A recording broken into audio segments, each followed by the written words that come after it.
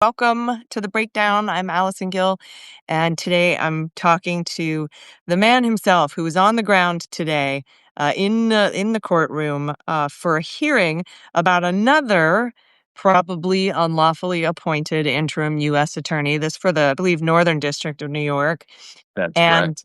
and also, I have to say that, what was it, a couple of days ago, when it appeared that the Department of Justice was going to try to re-indict Jim Comey and Letitia James rather than appeal Judge Curry's order vacating or dismissing the charges against them because Lindsay Halligan was unlawfully appointed. I said, do it. Oh my God, please do it. Go ahead. Try to reindict this garbage. See what kind of, first of all, you're going to have to find an attorney who's willing to sign off on it that isn't Lindsay Halligan because she's not legally there. And they did. They dug somebody up from Missouri, I think. And we'll talk about that. But they went in today to try to reindict New York Attorney General Letitia James on really, really dumb charges that we've already got enough evidence out in the public to know that she didn't commit any crimes here. And I said, do it. I dare you. You will fail. You will get a no bill, and I will laugh at you. And today they got a no bill. The federal grand jury, refused to reindict Letitia James on those charges for mortgage fraud. We aren't quite sure why yet. We don't know what went on in that grand jury room because the grand juries are shrouded in secrecy usually. But that doesn't necessarily prevent grand jurors from talking to the press. And so we may get some information about what was presented, maybe what wasn't presented, or what the grand jury was thinking from a grand juror. But as of now, we don't really know what happened. I think I do, but we don't know for sure. So please welcome Adam Klasfeld from All Rise News. Really appreciate you being here today. Let's start with this very hilarious, no good, very bad day for Trump's Department of Justice and their attempts to reindict Letitia James. So, as you noted, Allison, I spent the day up in Albany, New York, expecting to cover the arguments to disqualify a second Trump appointed prosecutor, first time prosecutor going after Letitia James. But I was aware that from reporting from MS Now that there was this other attempt to revive the case going on. And as you said, Allison, I thought that the Trump DOJ probably just didn't know what they were asking for, that this is, what the humiliation arrived. A grand jury no billing a case has been described to me by a federal prosecutor as a bolt of lightning. And it just keeps striking on the Trump Department of Justice. Usually it has been in the past in Washington, D.C. and Los Angeles and other jurisdictions. Now it has struck apparently a federal courthouse in Norfolk, Virginia, saying that no, they are not going to rubber stamp a case that accuses Letitia James, and this is true, accuses her of filling out forms inaccurately, also that she could save $50 a month in mortgage payments, that she had defrauded her mortgage loan to the tune of $50 a month, and making a federal case out of that. They got it past a grand jury the first time with Lindsay Halligan all alone in the grand jury room, and the second time with somebody else in a grand jury room. And we can talk a little bit later about Lindsay Halligan's practices before a grand jury, what she has been known to tell them to get it across the finish line. Perhaps with someone who accurately states the law, the grand jury took a pass on time too. So the day started with me in Albany, New York. I am back home in New York City, Lower Manhattan, hearing the news that has broke about the latest embarrassment, humiliation for Trump's DOJ. And based on what I saw in Albany, more embarrassment and more humiliation will come soon. Yeah. So the big question, and I was texting with Anna Bauer from Lawfare about this. Do you think they will try again tomorrow? Um, we have seen in a couple of cases in the past, Trump's Department of Justice going back to grand juries multiple times and getting Right. no billed multiple times. So the question becomes, are they willing to get embarrassed again and again? Or do they have no shame? Are they above embarrassment? Is this guy from Missouri, I can't remember his name, going to try this again and risk getting another no bill? Or are they just going to relentlessly keep trying to do this because they just aren't, they're unembarrassable? Well, if the past is prologue, they'll try it again. I interviewed Sydney Reed, a woman who had to go through 3 grand jury no bills before the Department of Justice, the Trump Department of Justice, gave up the ghost finally uh, on the grand jury route and said, we're going to charge her with a misdemeanor, and then we won't have to work with one of those meddling grand juries. Took her to trial, and she prevailed with an acquittal. And I said this in an interview with my friend Dave Arenberg as well, that the Trump DOJ got off easy. They could have left well enough alone and said, well, it's a technicality. Lindsay Halligan was improperly appointed.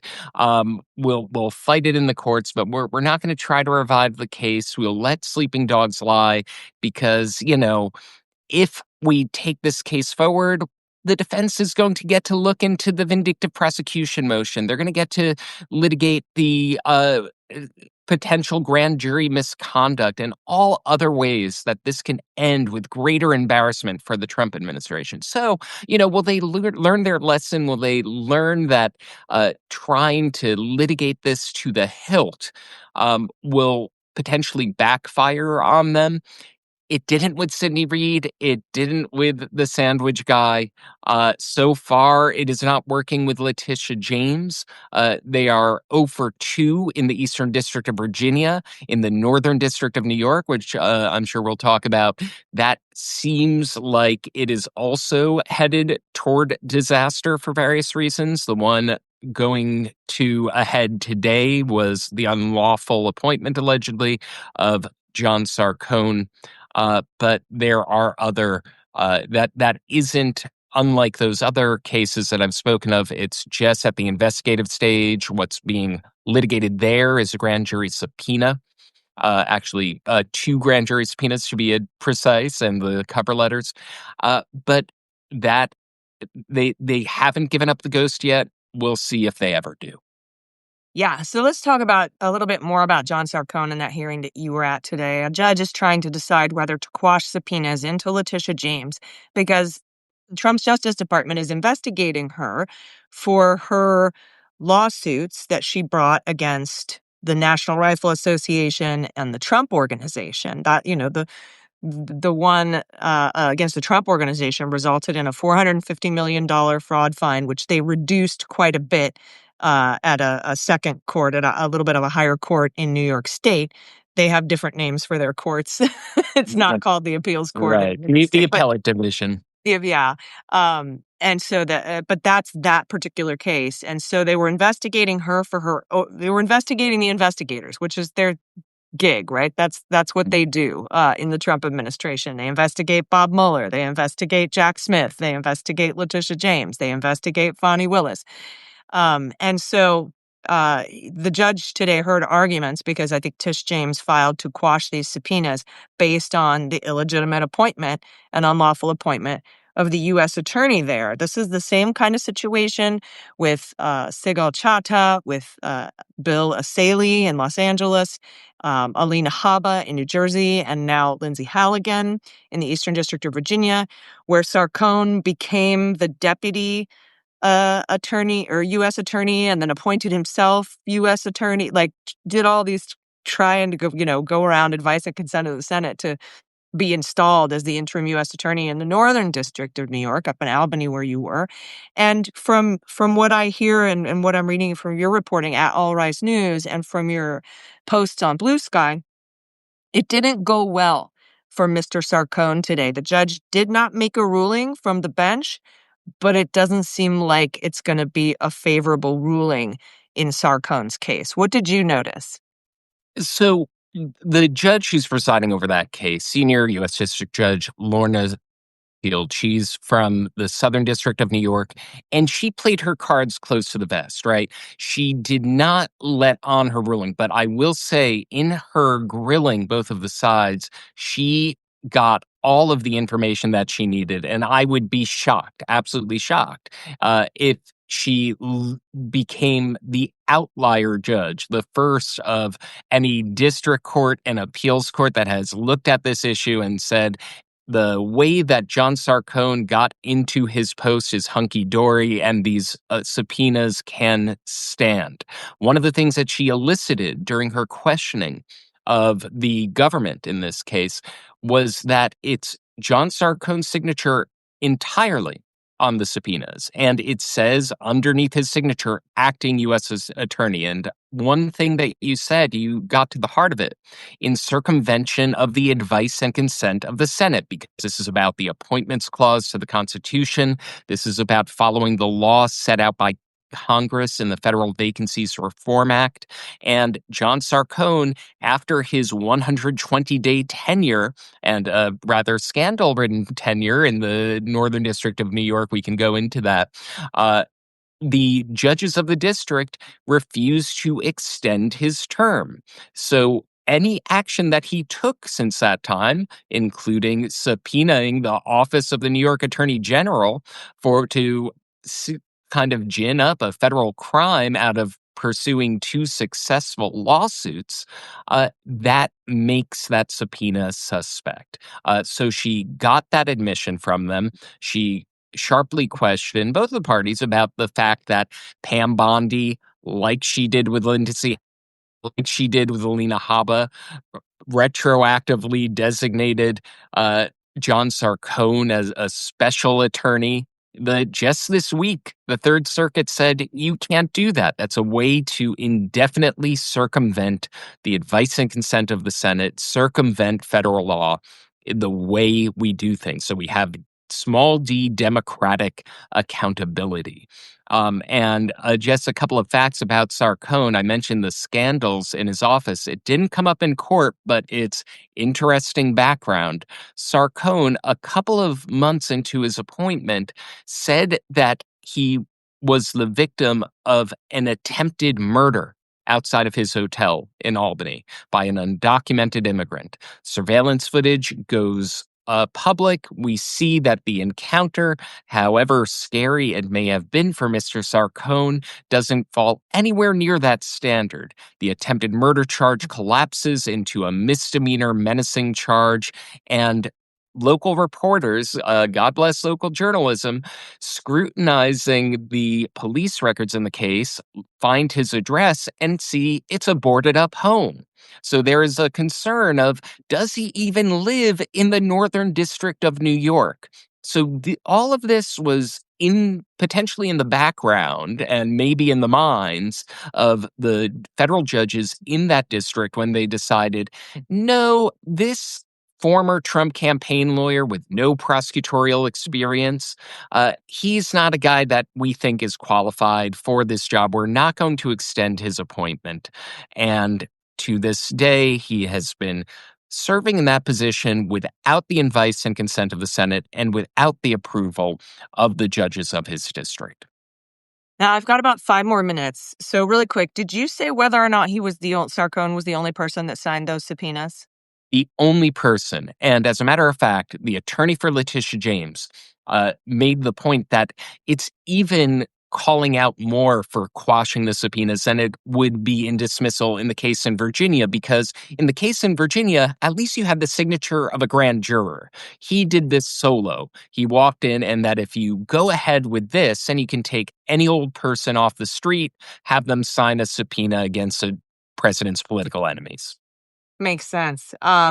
So before I let you go, I think that the Supreme Court felt like it should step in and save face for the Donald Trump administration a little bit when they ruled granting a stay on a lower court ruling that blocked Texas's new maps, their gerrymandered maps.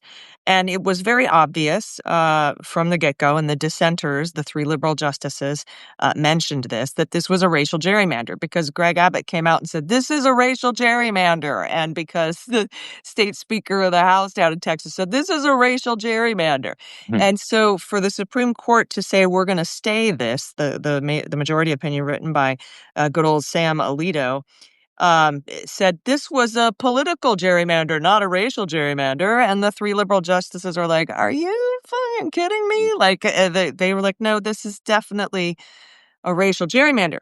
But I think that this could ultimately backfire on Republicans, because now all Democrats need to do in Virginia, for example, where the speaker there, named Don Scott, I think, said in an interview yesterday or the day before that the legislature in Virginia is looking at taking their maps right now, which are 6 Democrats, 5 Republicans, and drawing it into 10 Democrats, 1 Republican. So we've already made up 5 over in California, and I can't imagine, since we said that this was political gamesmanship and not a racial gerrymander, that the Supreme Court wouldn't allow our maps to go forward too. It's like it's pretty much as we were talking about earlier, Adam. If you let the Texas map go, then you let all the new maps go. And I think that the Democrats can pick up more seats than the Republicans. And don't forget, a lot of these new Texas districts are only red by 7 or 8 or 9 points, and Afton Bain clawed back 13 points in a very deep red district in Tennessee. So this could backfire spectacularly on the Republicans. I think they might have kind of wished that somebody would have said, no, nobody can do any redrawing of any maps for the 2026 elections, because they might have had a better chance than they Right. possibly will now. So I'm just going to put some beans on it right now. I think this backfires on Republicans, but it is the wrong call by the Supreme Court. Right. I mean, I would say that there's the arms race that they have opened up, to your point, that let's redistrict but state by state, and whoever contorts the map most wins. Is that the way to do a democracy?